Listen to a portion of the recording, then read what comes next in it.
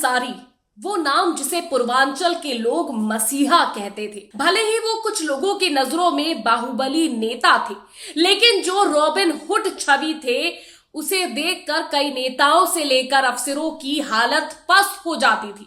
किसी की भी कोई भी तकलीफ होती हो तो बड़का फाटक पहुंच जाता था।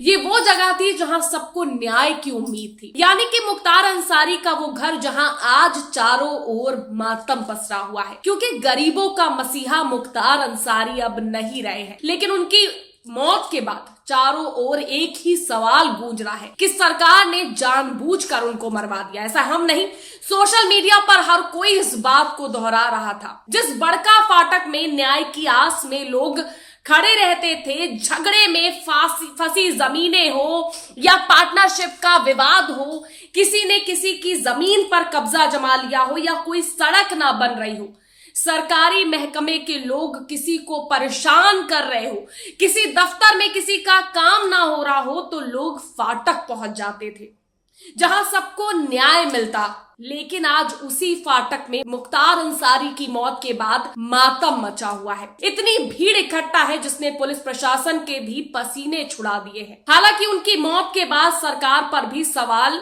खड़े हो रहे हैं, सरकार भी सवालों के घेरे में है। कलीम आजिज ने लिखा है कि दामन पे कोई छीटे ना खंजर पे कोई दाग, तुम कत्ल करो हो कि करामत करो हो। ये लाइनें इस खबर पर बिल्कुल फिट बैठती है, क्योंकि जिस तरह मुख्तार अंसारी की मौत हुई है उसके बाद से पूरी सरकार सवालों में घिर गई है। तमाम दिग्गज नेताओं से लेकर पूर्व प्रशासनिक अधिकारियों ने प्रशासनिक अमले पर सवाल उठाए हैं, जिसका सच जानकर आप भी हैरान हो जाएंगे कि किस तरह से मुख्तार अंसारी ने जेल से अपनी बात को भी कोर्ट में रखा था, लेकिन कोई सुनवाई ना होने के चलते आज वो रुखसत हो गए। यहां तक कि उन्होंने अपने बेटे से आखिरी वक्त इस बात की फोन कर शिकायत भी की थी, लेकिन प्रशासन और सरकार ने उसे अनदेखा कर दिया। ऑडियो के मुताबिक मुख्तार का कहना था कि हम खड़े नहीं हो पा रहे हैं, शरीर में हिम्मत ही नहीं बची है, मैं बोल भी नहीं पा रहा हूं, लग नहीं रहा है कि हम ज्यादा बच पाएंगे, मेरी रूह रह जाएगी और बॉडी तो चली जाएगी, सिर्फ एक वक्त की ही नमाज पढ़ पा रहा हूं, बहुत बेहोशी टाइप की हो जा रही है, मैंने 18 मार्च से ही रोजा नहीं रखा। ये शब्द मुख्तार अंसारी के हैं, जिसे मौत से पहले आखिरी ऑडियो बताया जा रहा है। वहीं मुख्तार अंसारी के भाई सिबकतुल्ला अंसारी ने कहा कि साजिश से सब हुआ है, जघन्य घटना है, हमें ऊपर वाले पर भरोसा है कि वो बदला लेगा। रिपोर्ट कुछ भी हो, शरीर को देखकर नहीं कह सकते कि बीमार थे, लग रहा है कि जैसे सो रहे हैं। बयानों को देखते हुए सरकार पूरी सवालों के घेरे में है। तमाम लोगों ने इस पर सवाल उठाए हैं। कई लोगों का तो ये कहना है कि मुस्लिम नेता थे इसलिए उनके साथ ऐसी हरकत की गई, अगर कोई ठाकुर या फिर किसी और बिरादरी का होता तो ऐसा ना होता। इस पर एक और पत्रकार ने लिखा है कि मुख्तार को माफिया बताने वाले लोग बताएं कि ब्रिजभूषण सिंह, ब्रिजेश सिंह आदि सिंह लोगों को क्यों बख्शा जा रहा है, सारे हमले माइनॉरिटीज पर ही क्यों किए होते हैं, सॉफ्ट टारगेट हमेशा पिछड़े, शोषित, वंचित समाज से आने वाले लोग ही क्यों होते हैं। पूर्वांचल का गरीब और शोषित वर्ग बेहतर तरीके से जानता है कि मुख्तार कौन थे। सवाल ये नहीं कि मुख्तार का नाम माफियाओं में शामिल था, सवाल ये भी उठना चाहिए कि आखिर स्वर्ण समाज से आने वाले सैकड़ों माफियाओं पर कार्रवाई कब होगी। जनता को सबसे ज्यादा दहशत इन्हीं से है, यानी कि लोग सीधे तौर पर जाति में बांट कर इसे देख रहे हैं कि जो ब्रिजभूषण सिंह है और ना जाने कैसे ऐसे माफिया आज भी खुले क्यों घूम रहे हैं। एक और यूजर ने कलीम आजिज की लाइनें लिखते हुए तंज कसते हुए कहा है, दामन पे कोई छीटे ना खंजर पे कोई दाग, तुम कत्ल करे हो कि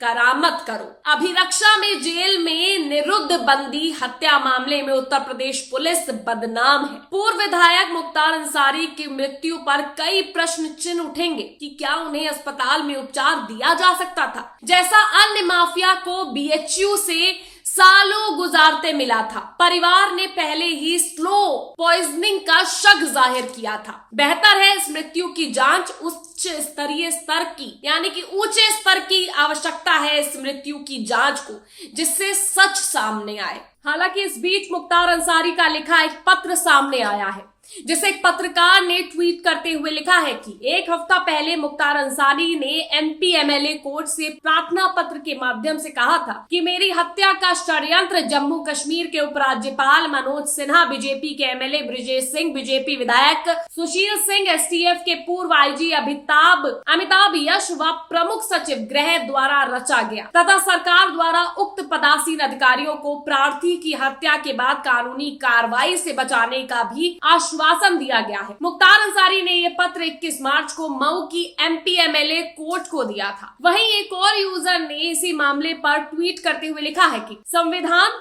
कोर्ट से कुछ नहीं उम्मीद है, किसी को अब जेल में इंतकाल हो जाना किसी का ये दर्शाता है कि प्रशासन की चूक है। यानी कि लोग कैसे जेलों में मर रहे हैं।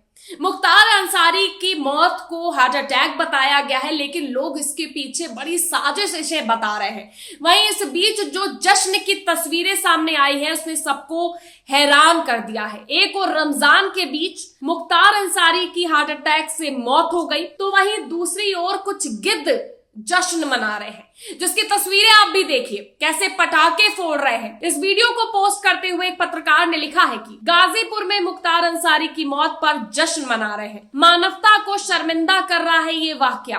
कोई किसी की मौत का जश्न कैसे मना सकता है, चाहे वो कैसा भी इंसान हो।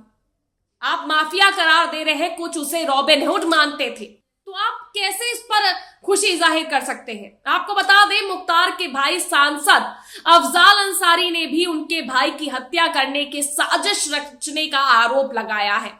इस मामले में मुख्तार के बेटे ने सर्वोच्च न्यायालय में याचिका दाखिल की है।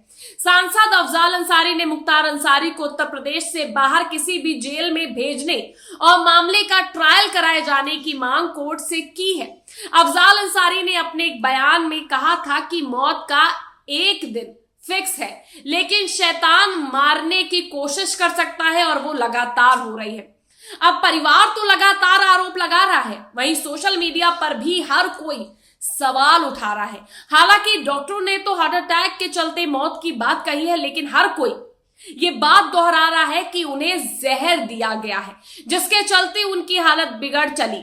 अब इनमें कितनी सच्चाई है ये तो जांच के बाद ही पता लग पाएगा, और आगे क्या होता है ये देखने वाली बात होगी। लेकिन जो भी कुछ होगा हम आप तक लेकर जरूर पहुंचेंगे। वीडियो को लाइक और शेयर करना मत भूलिएगा, और चैनल पर नए हैं तो चैनल को सब्सक्राइब जरूर करिएगा।